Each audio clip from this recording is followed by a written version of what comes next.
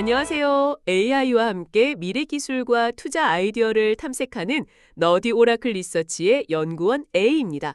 안녕하세요. 기술 파트를 맡고 있는 누구일까입니다. 누굴까님, 지난 에피소드에서 저희가 AI 산업의 핵심이 단순한 모델 경쟁에서 벗어나 물리적 세계와 상호작용하는 피지컬 AI 시대로 넘어가고 있다는 점을 강조했었죠. 네, 맞습니다. 2030년까지 세계 경제에 약 19조 9천억 달러를 기여할 것으로 전망되는 거대한 흐름입니다. 이를 위해 데이터 센터의 전력 문제를 해결할 액체 냉각 기술이나 소형 모듈 원자로 SMR 같은 기반 인프라 투자가 필수적이라고 분석했습니다. 그리고 이런 피지컬 AI 시대의 대표적인 수익화 모델로 휴머노이드 로봇과 자율주행 시장의 부상을 짚어봤습니다. 특히 피규어 AI의 로봇이 BMW 생산 라인에 투입되는 등 로봇이 드디어 연구실을 나와 산업 현장으로 들어오기 시작했다는 점이 핵심이었죠. 그렇습니다.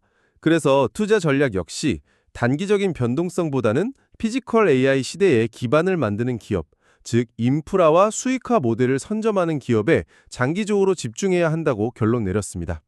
바로 그 연장선에서 오늘은 지난 시간에 예고해드린 대로 피지컬 AI의 결정체라고 할 수 있는 휴머노이드 로봇 시장을 집중적으로 파헤쳐 보겠습니다. 7조 달러 시장의 문이 열리고 있는데 과연 어떤 기업이 이 시장의 승자가 될 것인지, 그리고 우리의 투자 포트폴리오는 어떻게 구성해야 하든지 구체적인 데이터를 통해 분석해 보겠습니다. 특히 오늘은 단순히 어떤 기업이 유망하다는 수준을 넘어 경쟁의 핵심이 AI 소프트웨어에서 어떤 하드웨어 기술로 넘어가고 있는지, 그리고 미국과 중국의 기술 패권 경쟁이 이 시장에 어떤 영향을 미치고 있는지도 깊이 있게 다룰 예정입니다. 본격적인 분석을 시작하기 전에 저희 채널에 깊이 있는 정보를 놓치지 않도록 지금 바로 구독과 좋아요 버튼 한 번씩 부탁드립니다. 댓글로 질문을 남겨주시면 저희가 다음 분석에 참고하고 있으니 활발한 참여도 부탁드립니다. 알림 설정까지 해두시면 가장 빠르게 저희 소식을 받아보실 수 있습니다. 먼저 많은 분들이 가장 궁금해하시는 저희 투자 포트폴리오부터 살펴보겠습니다. 현재 저희는 휴머노이드 로봇 시장에 대해 어떤 전략을 가지고 있나요? 저희는 이 시장을 세 가지 범주로 나누어 접근합니다. 슬라이드에 보시는 것처럼 시장의 성장을 안정적으로 이끄는 핵심 그룹, 높은 성장이 기대되는 성장 그룹, 그리고 시장 전체에 필수적인 기술을 공급하는 위험 분산 그룹입니다. 각 그룹에 어떤 기업들이 포함되어 있고 비중은 어떻게 되는지 설명해 주시겠어요? 네, 먼저 핵심 그룹에는 엔비디아 30%, 테슬라 20%를 담았습니다.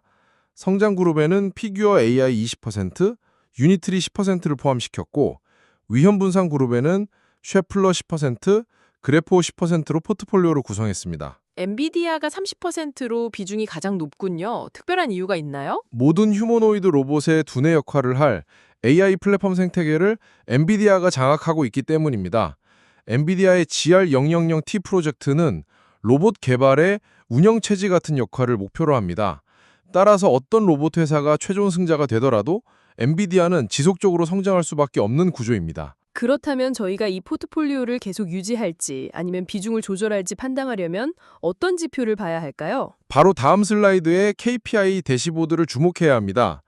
예를 들어 대시보드의 첫 번째 항목인 로봇의 평균 판매 단가, 즉 ASP가 연간 20% 이상 빠르게 하락한다면 이는 시장이 예상보다 빠르게 대중화되고 있다는 긍정 신호입니다.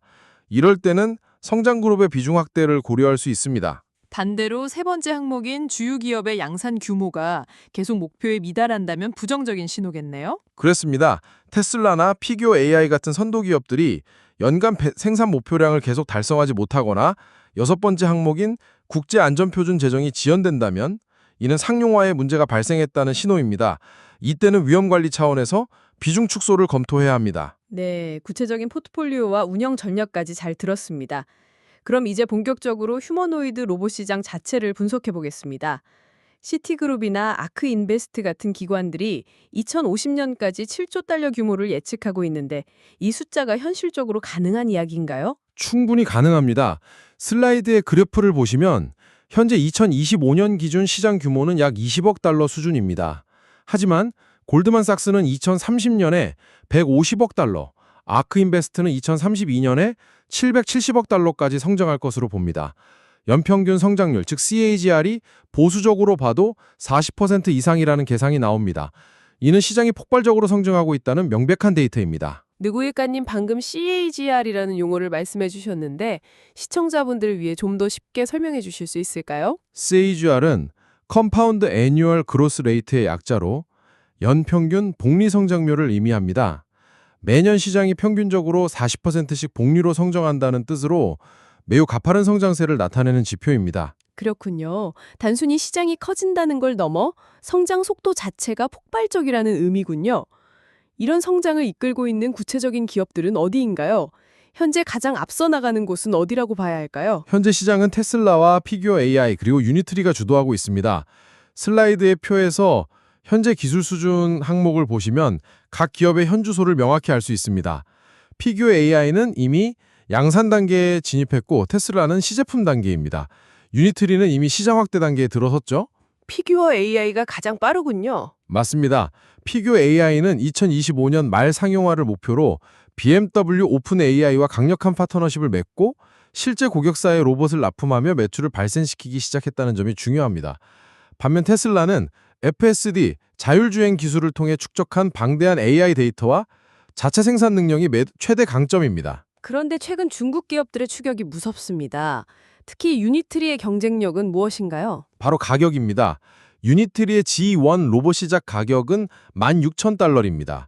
이는 테슬라가 목표로 하는 2만 달러보다도 훨씬 낮은 가격으로 시장의 판도를 바꿀 수 있는 수준입니다. 정말 충격적인 가격이네요. 어떻게 저런 가격이 가능하죠? 미국과 중국의 기술력 차이는 없나요? 여기서 미국과 중국의 전략적 차이가 드러납니다. 미국은 오픈 AI 같은 최첨단 AI 기술을 바탕으로 한 고사양 고성능 로봇 개발에 집중합니다. 반면 중국은 자국이 보유한 완벽한 전자 및 기계 제조 공급망을 활용해 생산 비용을 익도로 낮추는 전략을 사용합니다. 중국 정부는 2027년까지 자체 산업 생태계를 구축하겠다는 명확한 목표를 세웠고 자국의 신에너지차, 즉 NEV 산업과의 시너지를 통해 부품 비용을 절감하고 있습니다. 그렇다면 앞으로 시장이 고가의 미국산 프리미엄 로봇과 저가의 중국산 범용 로봇으로 나뉠 수도 있겠네요. 정확합니다. 시장이 이원화될 가능성이 매우 높습니다. 하지만 중국의 과제도 명확합니다.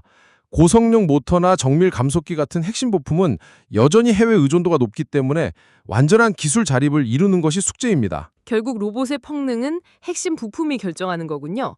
로봇의 성능은 어떤 기술들에 의해 좌우되나요? 로봇의 성능은 결국 5대 핵심 부품 시스템의 총합적인 결과물입니다. 슬라이드의 인포그래픽을 보시면 로봇의 움직임을 만드는 구동 시스템, 주변을 인식하는 센싱 시스템, 판단을 내리는 컴퓨팅 시스템, 에너지를 공급하는 편력 시스템, 그리고 물건을 잡는 손, 즉 엔드 이펙트로 구성됩니다. 그 중에서도 현재 기술적으로 가장 어려운 부분, 즉 병목 현상이 나타나는 곳은 어디인가요? 두 군데로 꼽을 수 있습니다. 바로 전력 시스템과 엔드 이펙터입니다. 현재 많은 로봇의 2-3시간에 불과합니다. 상용화를 위해서는 최소 8시간 연속 구동이 필요한데 이를 위해서는 에너지 밀도가 지금보다 훨씬 높은 배터리 기술이 필요합니다. 300와트시 포토그램 이상의 고밀도 배터리, 특히 전고체 배터리 상용화가 게임 체인저가 될 것입니다. 손 기술도 어렵다고 하셨는데요. 네, 현재 인간 수준의 정교한 조작 능력, 즉 덱스테러티를 구현하는 것이 가장 큰 기술적 허들입니다. 단순히 물건을 잡는 것을 넘어 힘을 정밀하게 조절하고 촉각을 느낄 촉각 기술이 필요합니다. 이를 위해 AI 기반 학습과 고정밀 촉각 센서의 결합이 필수적이며 2030년경에야 의미 있는 기술적 진전이 예상됩니다. 그렇군요. 결국 기술적 한계와 비용 문제가 상용화의 가장 큰 과제인 셈이네요. 이런 문제들이 해결되면 우리 삶에 가장 먼저 들어올 분야는 어디일까요? 타임라인 슬라이드를 보시면 가장 빠른 적용이 예상되는 분야는 제조 및 물류 현장입니다. 2028년에서 2033년 사이에 자동차 공장을 중심으로 본격적인 도입이 시작될 것입니다. 환경이 정형화되어 있고 투자 대비 수익률, 즉 ROI가 명확하기 때문입니다. 가정용 로봇 집사는 아직 먼 이야기일까요? 네, 현재 가정 내 인터그레이션은 2040년 이후에라 가능할 것으로 예상됩니다. 가정 환경은 공장보다 훨씬 복잡하고 벨집 불가능하며 안전성, 가격, 사회적 수용성 등 해결해야 할 과제가 가장 많습니다. 현재 기술 수준은 아직 개념 연구 단계에 머물고 있습니다. 오늘 정말 깊이 있는 이야기를 많이 나누었는데요. 누구일까님, 오늘 다룬 내용을 바탕으로 최종 투자 전략을 정리해 주실 수 있을까요? 네, 오늘 분석을 세 가지로 요약할 수 있습니다. 첫째, 휴머노이드 로봇 시장은 연평균 40% 이상 성장하는 폭발적인 성장 초기 단계에 있습니다. 둘째, 시장의 경쟁 구도는 기술의 미국과 제조의 중국 대결로 압축되고 있습니다. 셋째, 상용화의 열쇠는 고밀도 배터리와 정교한 손 기술이 지고 있습니다. 그렇군요. 그럼 이런 흐름 속에서 저희의 최종 투자 의견을 정리해 보겠습니다. 저희의 투자 의견은 휴머노이드 로봇 섹터에 대한 적극 매수입니다. 맞습니다. 단기적으로는 특정 로봇 플랫폼의 승패를 예측하기보다 시장 전체 성장의 수혜를 입는 기업에 집중하는 것이 현명합니다. 이것이 저희가 포트폴리오의 30%를 엔비디아에, 10%를 셰플러에 할당한 이유입니다. 중장기적으로는 시장을 선도할 플랫폼 기업에 대한 투자가 중요하겠군요. 그렇습니다. 가장 빠른 상용화 속도를 보이는 피규어 AI, 장기적인 파괴력을 지닌 테슬라, 그리고 가격 경쟁력의 유니트리를 성장 그룹으로 주목해야 합니다. 결론적으로 단기 변동성은 클 수 있으므로 오늘 제안해드린 것처럼 핵심, 성장, 위험 분산으로 구성된 포트폴리오를 통해 장기적인 관점에서 접근하는 전략이 반드시 필요합니다. 오늘도 깊이 있는 분석과 함께 해주셔서 감사합니다. 다음 주에도 AI가 바꿀 미래에 대한 새로운 인사이트로 찾아뵙겠습니다. 오늘 내용이 유익하셨다면 구독과 좋아요, 알림 설정 잊지 마세요. 여러분의 댓글은 저희에게 큰 힘이 됩니다. 궁금한 점이나 분석을 원하시는 주제가 있다면 언제든지 남겨주시기 바랍니다. 감사합니다.